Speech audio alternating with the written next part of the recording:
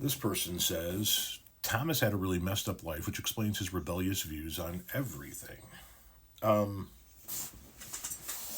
I've been rebellious since I could crawl, so I don't know that my rebellious streak is a result of life jading me. I think it's something I was born with. I mean, I've been an asshole since before I could say asshole, so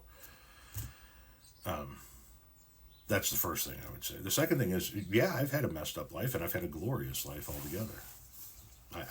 I haven't had a life that has afforded me the ability to jet off to my villa in the south of France or anything of that nature, but I wouldn't trade my life for anybody's at this point in time. I'll give you a breakdown. I was the unwanted byproduct of a one night stand between a 27-year-old drag racer and a 16-year-old high school girl. They hooked up, had sex in the back of his car one night, and I was the byproduct. As a result, those two people, my parents, got married, and then had me. 5 years later, they had my brother. When I was 8 years old, they got a divorce. I and my brother stayed with my mother, and my father began couch surfing at various friends' houses for the next few years, living out of suitcases, since my mother took him for what little they actually had. That's when the beatings began, literally. My mother beat the shit out of me from the ages of 8 to 13 because life didn't turn out the way she thought. I looked just like the man who screwed up her life. I carried his name and I adored him, so I became the punching bag. When I was 13 years old, I ran away from my mother's house to go live with my father, and a custody battle ensued in which my father won custody of me, my mother won custody of my little brother, and we all went our separate ways in life. My father got remarried one time, second time, my first stepmother, and her and I just did not get along. He divorced her after a couple of years, and he and I moved to southern Indiana, where he kind of set me up with a new life. And then he moved back to Chicago and moved in with a woman that would ultimately be his third wife and my second stepmother, Josephine. I failed seventh grade completely back up in the Chicagoland area and had to repeat it. And by the time I got to freshman year of high school down in Indiana, that's when my father and I moved after eighth grade. I really wasn't interested in paying attention to teachers. And since nobody was making me pay attention to teachers, my father just really wasn't interested in being a father at that point in time.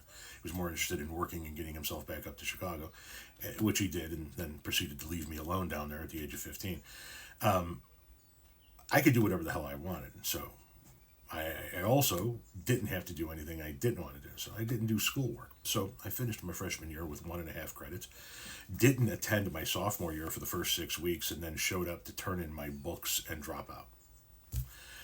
I knocked around Indiana for a little while longer, came back up to the Chicagoland area, kicked around here for a brief period of time, and then hooked up with a carnival and spent the summer of 92, spring, summer, and fall of 92 working for a carnival. In the fall of 92, I kind of rolled into the Grateful Dead scene and proceeded to kind of knock around the country following them for the next 3 years until Jerry's death in 95.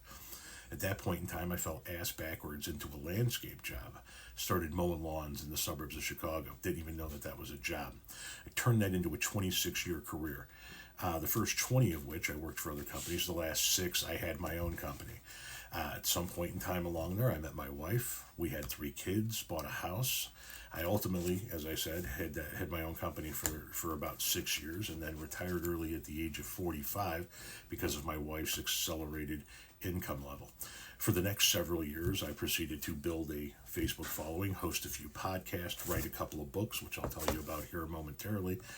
And then ultimately, my wife's industry suffered, and now the roles have reversed, and I'm back to making all of the money, and now she's retired.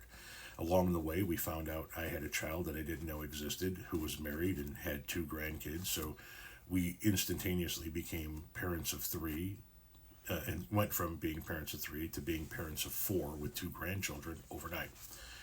I'm an atheist. I am a huge proponent of the legalization of green beans. I believe in universal health care. I believe in a woman's right to choose. I believe in a right to own and carry a weapon to protect oneself. I believe in first strikes and the death penalty. I believe in a livable wage. And now I use my time advocating for political and social stances that I believe in, giving you my opinion on the news of the day, and helping keep my family afloat through alternative ways of earning. You can read about the first 45 years all the way up to my retirement from landscaping at the age of 45 in my first book, which is entitled A Grateful Life, the life story of a husband, father, and taco-loving deadhead. And yes, I said first book. I've written two. There's another one. You can check them both out at the link in the bio. If you want to know more about me or ask me more questions, you can do so here in the comment section of whatever platform you're reading this on, or you can just tune in on Tuesday nights at 7 p.m. Central over on YouTube, where I do a live each and every Tuesday night where it's open discussion. You come on in and we determine what the topic is at that point in time. Thank you very much for the opportunity to make yet another piece of content talking about the projects I have off app and the other platforms that I'm on. And I don't know, to you it's been a messed up life. To me, it's been one hell of a life, man. I lived in a tent for 4 years after living in a hovel of a dump growing up dirt poor. And now, even though it is no Ritz-Carlton, even though it isn't even something that most people would want in houses these days because it's not the big, beautiful type homes with the open floor plans, I have this wonderful 1,800 square foot, 4-bedroom, 2.5 bath ranch home, and I feel like I'm a fucking king. I can step out onto my deck and smoke a joint in my backyard and enjoy the sunshine, listen to some music, and come back inside and sit on my couch or at my kitchen table, eventually go to bed in my bed, and I feel like I'm living on top of the world. Maybe that's messed up to you. To me, it's one hell of a life so far.